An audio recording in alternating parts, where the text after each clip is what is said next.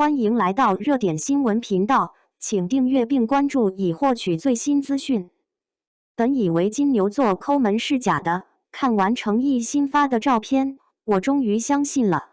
以前总有人说金牛座的男生特别节俭，我一直觉得这种说法多少有点刻板印象。尤其是看到程毅之后，我甚至一度怀疑金牛座抠门这件事是不是假的。因为在大家的印象里，程毅对粉丝真的一直很大方，不管是送给果果们的礼物，还是平时活动时准备的小惊喜，他从来都不是敷衍型。很多礼物价格都不便宜，而且他还经常请粉丝喝奶茶，给剧组买饮料和零食。拍戏期间，工作人员提起他，也总会说他特别照顾身边的人，性格温和又细心。所以很长时间里，我都觉得程毅和抠门两个字根本搭不上边。直到今天看到工作室发出来的新照片，我才突然意识到，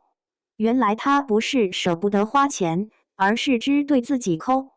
照片里那个帽子，居然已经戴了10几年。说实话，现在娱乐圈更新换代这么快，很多明星一个季度都不知道换多少套私服，多少个新款单品，可程毅却能把一个帽子戴这么多年，甚至很多衣服也反反复复穿。还有之前大家提到的那些细节，手机壳捡朋友不用的，手机网络坏了懒得修，没话费了也总忘记充。这些事情放在别人身上可能会被吐槽太随便，可放在程毅身上，大家却只会觉得这真的很像他会干出来的事。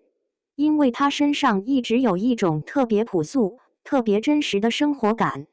他不是那种对物质有很强追求的人，也不会刻意通过名牌或者包装来证明什么。在他的观念里，好像东西只要还能用，就没有必须换新的理由。衣服只要没坏，就可以继续穿，生活只要过得去，就已经很好了。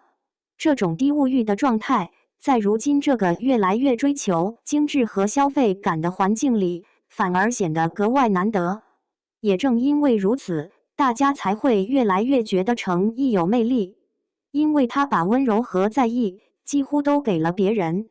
对粉丝，他总是尽可能回应大家的喜欢；对工作人员，他会默默照顾大家的情绪和辛苦；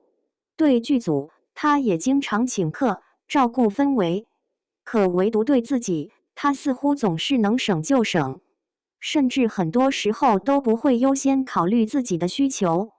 所以很多果果在看到这些照片之后，第一反应其实不是心疼他节俭，而是会忍不住想，你也可以对自己好一点啊。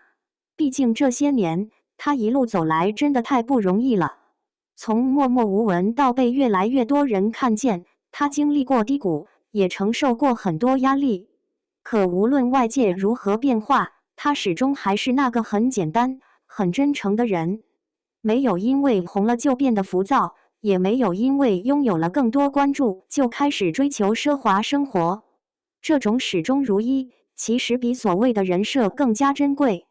但也正因为喜欢他，大家才会希望他能够偶尔偏爱自己一点，希望他看到喜欢的衣服时，可以毫不犹豫地买下来，希望他工作再忙，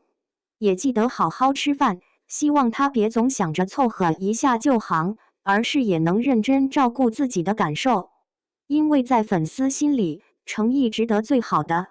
他总是习惯把温柔给别人，却很少把温柔留给自己。可大家真正想看到的，不只是那个会照顾所有人的程毅，也希望看到那个被好好照顾、被认真珍惜的程毅。毕竟，一个总在温暖别人的人，也同样值得被世界温柔以待。